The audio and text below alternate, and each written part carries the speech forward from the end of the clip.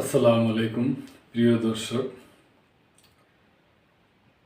এখানে বাংলাদেশ জাতীয়তাবাদী দলের ভারপ্রাপ্ত চেয়ারম্যান তারেক রহমান সাহেব উনি দু এক দিনের মধ্যেই পূর্ণ চেয়ারম্যান পদে নিযুক্ত হবেন।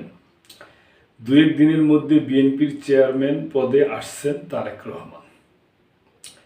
বিএনপির মহাসচিব মির্জা ফখরুল ইসলাম আলমগীর জানিয়েছেন, ভারপ্রাপ্ত চেয়ারম্যান থেকে দু এক দিনের মধ্যে তারেক রহমানকে দলের নতুন চেয়ারম্যান হিসাবে ঘোষণা করা হবে।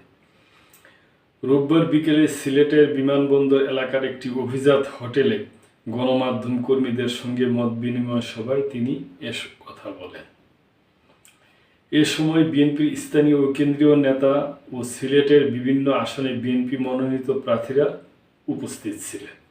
এ সময় মির্জা ফখরুল বলেন, নির্বাচন নিয়ে আশার সঞ্চার হয়েছে। নির্বাচনী পরিবেশ নিয়ে বিএনপির কোনো আশঙ্কা নেই। জাতির কাছে সময়টা গুরুত্বপূর্ণ, কারণ 15 বছর পর প্রথম ভোটাধিকার প্রয়োগ করতে পারছেন তারা। সুশাসন ও ন্যায় বিচার প্রতিষ্ঠার জন্য গণতান্ত্রিক সংস্কৃতি গড়ে উঠতে হবে উল্লেখ করে বিএনপি মহাসচিব বলেন, মবের ঘটনা গণতান্ত্রিক প্রক্রিয়াকে বাধাগ্রস্ত করেছে। তাই মবক্রেসির বিরুদ্ধে সামাজিক প্রতিরোধ গড়ে তুলতে হবে।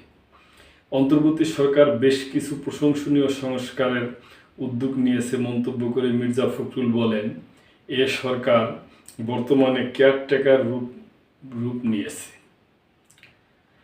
তো প্রিয় দর্শক, আমরা আশা করব যেন নির্বাচন বর্তমান যে সরকার এবং যারা নির্বাচন কমিশনার আছে ওনারা যেন প্রতিটা দলের প্রতি সমানভাবে কার্যক্রম করে এবং বিএনপির যে বর্তমান ভারপ্রাপ্ত চেয়ারম্যান আছে উনি যে চেয়ারম্যান হবেন ওনাকে আগাম আমরা শুভেচ্ছা জানাই এবং আমরা আশা করব যে ওনার মাধ্যমে দল এবং ওনারা যদি ক্ষমতায় আসে তাহলে দেশের মঙ্গলের জন্য যা কিছু করার দরকার তা করবে।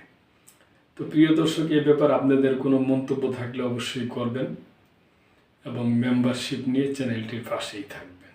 আল্লাহ হাফেজ।